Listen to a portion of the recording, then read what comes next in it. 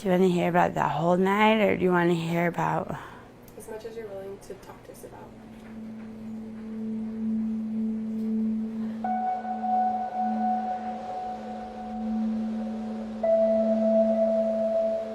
Josiah was my eldest son.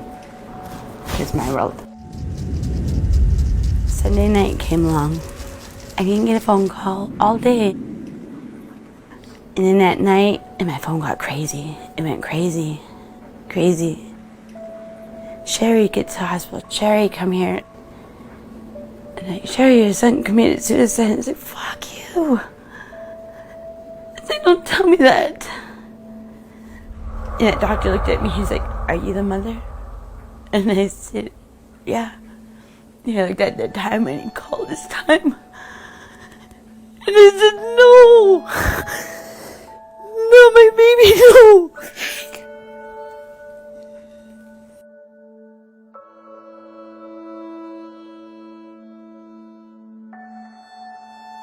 Now we need to come together as a community to reverse this, and that means everybody. We are in an epidemic. It's scary. It's like, it's scary. Suicide, I don't know what gets it in their mind. I think it was a lot of build-up. I let them know that they have value and purpose in this life. You have to get away from trauma. You have to repair the trauma. It's not the place that does it. You know, this place can heal you. I truly believe there's healing here, and I truly believe there's beautiful things right here at home.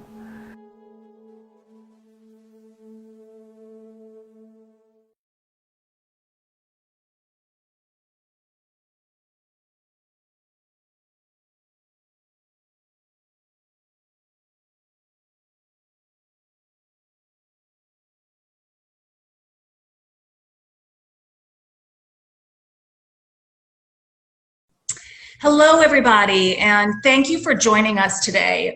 Shannon Rohrer-Phillips. I'm the founder of the Voice and Visibility Women's Summit here in Sarasota, Florida. And I'm really, really grateful to have two special guests with us today. We have Jamie Elias, who is our Voice and Visibility Fearless Leader recipient from last year's summit. Jamie is a documentary filmmaker joining us from California. Thank you, Jamie. And we also have Dana Hewankorn, and Dana is joining us from the Flathead Indian Reservation in Montana. Dana, thank you for being here. Thank you for having me.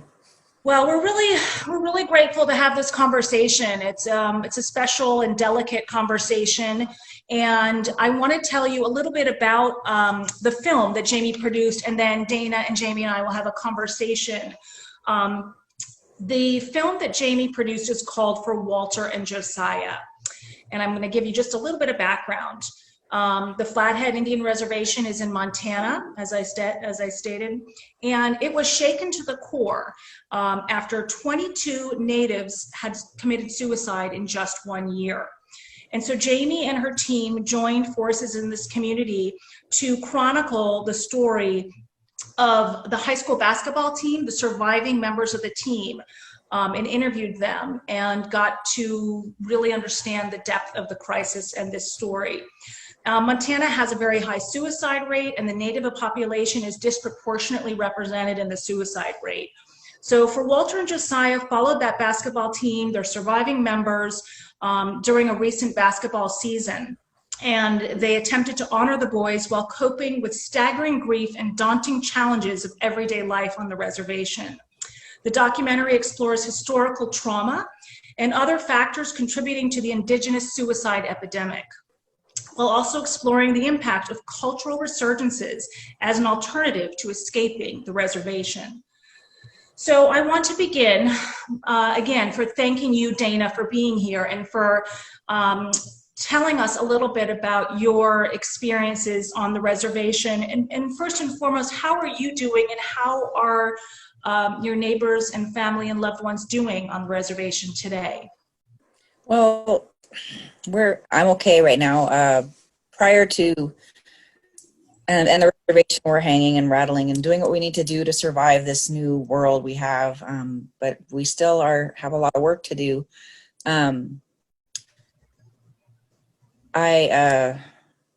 prior to COVID happening, I lost my nephew to suicide. And so it's been a real hard time trying to manage and, manage my way through the grief and trauma of that incident. So I really thought we were coming out of the darkness. I mean, I really felt like we were there, and then we lost my nephew in February. So it's been hard to navigate that, and it's still hard. It's not how you're supposed to grieve. You're not supposed to lose people like this, but we're so isolated right now. It's really kind of scary. I'm so sorry to hear about your nephew, and I can only imagine how COVID compounds, like you said, the grief and all. Are there cases in your region of COVID? How is the the tribe doing as it relates to managing this COVID crisis? Our tribe is very proactive, and I'm really proud of the leadership that they have. We actually did a stay-at-home order, I believe, before the state called it. And the state also reopened and in stages, and the tribe said, no, we're going to continue with the stay-at-home order. So they're being very proactive and really thinking about the safety and welfare of all of the community, and putting people before dollars and that kind of thing. And that's pretty important to me. We've had 5 cases in the county I live in, and that's really low. So we've had no deaths, and so we're doing really good. And I think it's our being proactive in just informing people and doing the social distancing and all of the right protocols that CDC is asking us people to do. It's working, yeah. And it sounds like, is there a hospital in the county, or is there a hospital right on the reservation? We have one hospital on the 2 hospitals on the reservation, and there's smaller hospitals, and then we have 2 regional larger hospitals just off on the north end and the south end of the reservation. So we have medical care, we have lots of clinics, we have lots of healthcare providers. Good. Okay. Jamie, I wanted to turn to you, and I wanted to just ask you, how did you even become aware of the Flathead Indian Reservation and even explore this as a project to make a film about? Yeah, initially we had there was an article that had come out that brought the Flathead Reservation to our attention, and it really was kind of through social media that we found Two Eagle River and started talking with leaders in the community. I think that we were just so, I think I was just so appalled that more people weren't talking about this, and that there wasn't more conversation around what was happening on the reservation, that it made me need to go down and just have a conversation with community leaders and people at the school to see kind of what was happening, if that makes any sense. Absolutely. And how did that go? Can you walk us through when you first arrived, who you met with, how the reception was, and the conversations? Yeah. So initially it was the head basketball coach and then the superintendent of the high school. And from there, he introduced us to kind of just key members in the community that they thought would be the right people to tell their stories. And it just was, I think the reason why it worked out the way that it did is because there's just a really candid conversation. And I think that the people that we talked to were ready to talk about it with someone. And I also think that our main goal of the documentary wasn't to impose any kind of story or tell. It was just to lift voices in the community. And I really hope that the people that we talked to in the community felt that when they met us. So. And Dana, can you speak to that? How did you meet Jamie? I just started my job at Tribal Health, and I work at the Suicide Prevention Project, and they said, hey, Dana, this is kind of right up your alley. I've been pretty vocal. I've lost my own daughter to suicide, and I've really been a person that really tries to make a difference so it doesn't happen again. So my boss said, hey, why don't you go check out this filmmaker? So wow. Oh, yeah. Cool. It was the right fit. So I went and visited with her, and that's how I met her. Yeah. And right away, were you, and so you guys connected and you felt aligned with her call to let's lift these voices and bring some more visibility to the crisis. Did that feel right to you, Dana? It did. And it gives us to me, it helped me tell my story, and I think it helped others kind of know that they're not alone. Mm-hmm. maybe together we can do something to make it better. Which is so critical, because I think one of the hardest parts about grieving and suicide is the isolation and sometimes the loneliness and shame that folks can feel. So feeling like there's a community of survivors, I think, is one of the most beautiful parts of your story, Jamie. Were there obstacles that you faced, Jamie, in this film project? The only thing we were really, really concerned about was making sure that we were, one, being respectful to a culture that we weren't a part of. You know, I wanted to make sure we were finding the right people to kind of help navigate us through correct ways to act or things to do. And I just didn't want to be disrespectful at all in that sense. And two, we wanted to make sure that we were consulting with professionals and that we weren't triggering anybody by asking any specific types of questions, that we were being respectful in that sense as well, because the grieving process is something that's like very complicated and that I don't think anybody fully understands. And so those were the two things that I think we just wanted to be very cautious about. It speaks to your integrity as a filmmaker. I think that's part of why we clicked, Jamie and Dana. You know, I wanted to. It's such a delicate subject. I mean, can you educate us on how the Native community does grieve with this disproportionate number of suicides? You know, the 22 suicides in 1 year was unprecedented, right, for your community. What are the Native traditions in healing from these losses? Well, I don't feel real comfortable about talking about all Natives in our community. We're all a little bit different. The community I live in is very small. I mean, really small. We don't have a store. We don't have a stoplight. We don't have anything. We're 17 miles from the nearest store. And my community is like the cultural center for the Kootenai tribes. There's 3 tribes here on the reservation. So the town that I live in is where all the Kootenays go to do their activities, whether it's celebrations or funerals, things. So to have that many, so even if you don't live in my town and you're connected to the Kootenai tribes, if there's a funeral, we have it here. Okay. So this right across the street from my house is where we have those. So to have that many, and not all of those 22 were part of my community, but a number of them were, too many of them were for sure. I'm trying to count on my hands how many were impacted to my community, and I lose count. I try to figure out who was there, and I think it was at least my dog. That's okay. We're dog friendly. So don't worry. If he's a pleasant lap dog, put him on. We love dogs. He's really excited right now. That's okay. He loves his mama. And yet we were talking about the healing and how, like you said, there's diversity within the community, obviously. So one tribe and family might grieve differently, but are there any things that you would think for non-natives that they would say, oh, I didn't know that was part of a ritual, or how grief is experienced? This is all new. I mean, this is all new to us. It's not been something that we normally had happen, was a suicide. So to have this happen so many times, I think we're all kind of numb by it. Or not numb, but raw. We're so raw from it because we don't know how to do it. And I live in fear.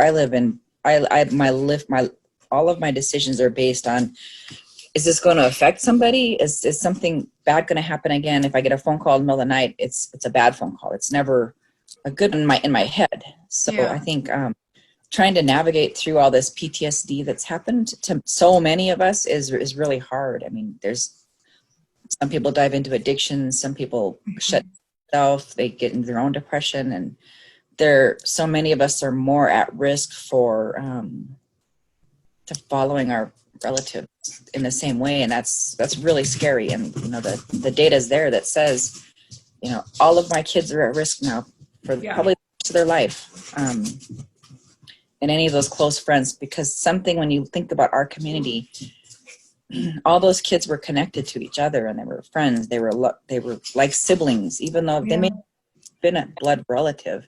So this all shook us to the core because it's our kids. Right. Kids I had in my house. These are kids that my daughter hung out with on a lot of her time. So I can't think of a magic thing we do that helps us through the grieving, because this is all so new. It's all so new and so unprecedented. And I know even for you personally, we were talking about before we started that, you love gardening. You had said something in the film that you felt this area, the nature, the beauty of the area is healing. Can you talk more about your relationship to nature and how that helps you heal? I find that me being busy really helps me. So I kind of delve into things through, through life, whether it's beading or I went back to school, I did a lot of things. So I stay busy personally, and that's how I manage and how I just stay normal. So, I garden, and that's what I'm doing this year and last year. I started doing that. That's new to me. But in our community, we do have a lot of, we are so close to the mountains and to nature and to our traditions. So there are things that are here that are so beautiful. We can go hunt. I mean, there's going to be a meat shortage. I'm not worried about a meat shortage. I can go up and have someone get me a deer, elk, or a moose, and we're going to eat. We're going to be okay. So there's a lot of healing that happens in the mountains. We just got to get people back out there. Yeah, beautiful. Yeah, that's what I think that healing I often associate, especially with being out west in general, and I know I feel it down here in Florida, is how nature can heal, whether it's the sea or the mountains. So it sounds like that's a big part of your journey. And I had a question for you. So, for example, I have a background in kind of traditional mental health. My early years, I was a psychiatric social worker, and I worked on several locked psychiatric units. And so when I heard the story, I said, I wondered if those in your community that have the PTSD, or when the suicide crisis hit, were taking traditional antidepressants, or if you personally think that there are stigmas associated with some of the traditional mental health treatments like therapy and medication. I know you're not speaking for everyone. We do have ceremonies that are available that people participate in, and that helps the people that are connected to that a lot. There is mental health that's available. There are people and groups that are available around that community. So it's all a matter of access that. I mean, it's all, it's there. They're not going to turn you away. And you work now, your focus currently is, you said you're part of a health, a community health organization. Can you tell us what you're focused on these days? I work for the Reason to Live Native suicide prevention program, and I've been there, I think, about 2 years. This would have been my third summer. So we do suicide prevention activities. My focus was in my community. I did an after school program. All of it has changed with the home order. So I think we're regrouping and trying to figure out how can we get the message out to people when we're all staying at home, or supposed to be staying at home. So that's what I'm doing right now. And Jamie, you were right after she left the summit. She was preparing to hit what we call the independent film circuit with several film festivals, and then boom, COVID hit. Can you tell us about how that impacted the film and the distribution? Yeah, I mean, we were just really excited to kind of show the film and like get the word out, if you will. And COVID hit, and look, here's the thing, is like, it hasn't been convenient for anybody by any means, but it was just every film festival that we had gotten into became virtual, which was great. I mean, people still saw it, which was awesome. But at this point, it's just like everybody's life. I think we're on a little bit of a hold. Yeah, and kind of wait and see. But you still are holding hope that the film will continue to be distributed, and folks can follow you. We'll put the social media handles up for Walter and Josiah and some of the film festivals that you're coming into. Thank you. Of course, no, we feel it's critical. And Dana, you know, one thing I always ask our listeners and leaders is, you know, if there are those listening to the story and the film and they said, gosh, is there anything we can do? Is there a donation we can make to a certain organization, or are there resources that are needed? How does Flathead Indian Reservation respond to receiving support services or resources from the outside community, particularly as it relates to raising money maybe for the suicide prevention initiatives, things of that nature? Are those government funded or no? Or they're private funded, or we'll research it?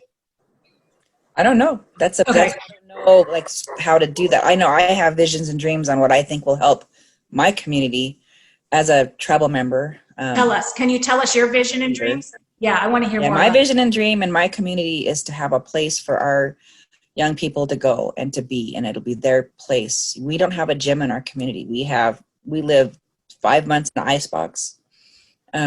There's no place for them to go, so they're going to go to houses or drive around in cars, or not have a place that's theirs. Like I said, we're 17 miles from the nearest grocery store.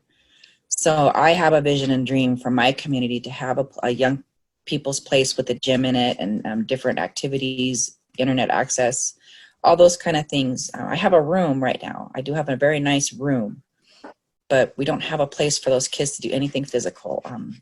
We don't have a big enough staff to man something to keep them safe all the time. Those are visions for my little community.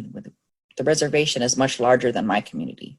You know, I'd also like to see supports to Eagle River School. It's where all many of the reservation students go. And they come from, 90 miles away. The reservation is 90 miles long, and that school is in the center of the reservation. So, how can we get resources to our kids to have them have a safe place? Schools can keep them safe when they're in the building. That's right. When you get them home out here in Elmo, where I live, there's just not a lot for them to do. Summertime, we can be up in the mountains, we can go camping, we can go fishing, if they partake in that kind of stuff. If they don't, they're socializing with each other in other ways, or not socializing, which can get you into trouble. Well, I love that you shared your vision. Thank you, because Jamie knows part of what our community likes to do is to work with folks like you and Jamie to say, hey, as you continue to dream that dream and build that community center or work in collaboration with that school, I think keep that dream alive. I think that's beautiful. And I think with the right people and the right partners, maybe that is one of the opportunities the film and you and Jamie can continue to share the story and give voice to that dream.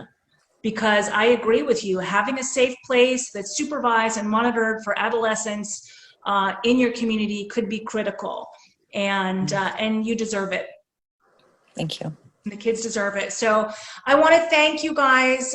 We send our love here from Sarasota, and we know that, or hopefully you have an open invitation to join us at the summit next year in February. We're still cautiously optimistic. We'll continue to follow the guidelines as well about gathering for the summit, but certainly we feel privileged to share your voice, Dana, and Jamie, your film project with For Walter and Josiah. So thank you for joining us today. Thank you for having us. Thank you. Yes, thank you.